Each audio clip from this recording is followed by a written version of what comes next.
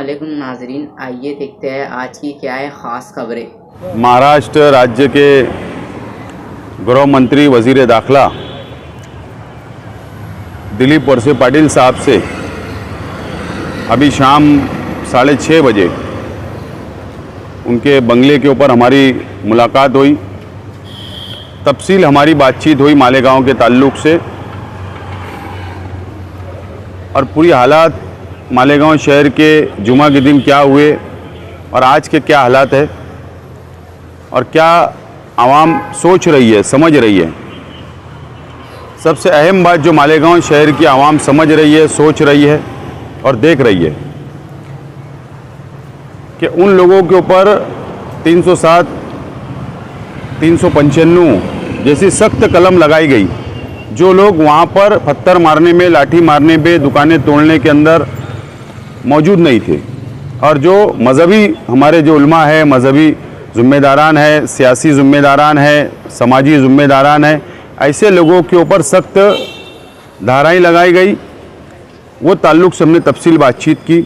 रज़ा academy के ताल्लुक़ से हमने कहा कि जो रात में पुलिस डिपार्टमेंट की तरफ से किया गया वो मुनासिब नहीं था, वो बात हमने रखा। और हमने यही कहा कि अगर किसी के हाथ में पत्थर है, किसी के हाथ में लाठी है, काटी है, तो आप उस पर कार्रवाई करिए, हमारा कोई बोलना नहीं है।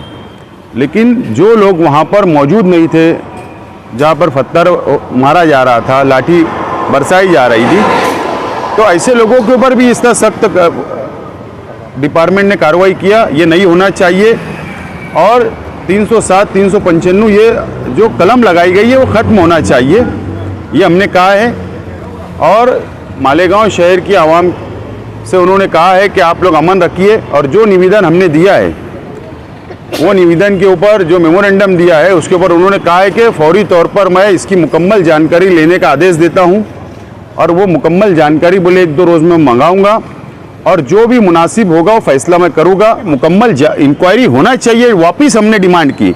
और मुझे विश्वास है, यकीन है कि जब इंक्वायरी होगी तो दूध का दूध और पानी का पानी होगा और ज़रूर हमको, शहर की आवाम को, शहर के नौजवानों को इंसाफ मिलेगा। ये तमाम ही बातें हमने रखा है। मुझे उम्मीद है कि ज़रूर उसके ऊपर कुछ नतीजा आएगा। महाराष्ट्र के दिलीप वळसे पाटिल साहब से 6:30 बजे मुलाकात की और वफ्द को उन्होंने यकीन दहानी कराई। पहले तो उन्होंने हमसे ये कहा कि पहले शहर का अमन बाकी रखे और जो भी हर मुमकिन कोशिश करे शहर का अमन बाकी रखे। और उन्होंने यकीन दहानी की कि मैं पूरी तहकीकात फाइल जो है मैं यहाँ मेरे ऑफिस में बुला करके तहकीकात करूँगा और बहुत जल्द आपको इसका रिज़ल्ट जो है सामने आप लोगों के आएगा। तो हमने उनका शुक्रिया अदा किया।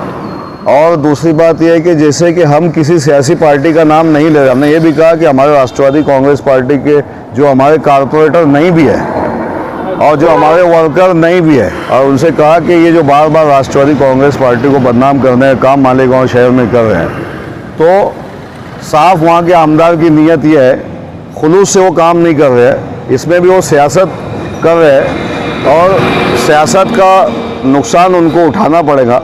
और जिस तरीके से हमारी बातचीत हुई वळसे पाटिल साहब से, हमें यकीन है कि मालेगांव शहर के बेकसूर नौजवानों के फेवर में यानी हक में आदेश उनका होगा और अच्छा लाएअमल पाटिल साहब करेंगे। ऐसे ही मालेगांव की ख़ास खबरें देखने के लिए हमारे चैनल को सब्सक्राइब करें, लाइक करें और अपने तमाम दोस्तों में शेयर करें।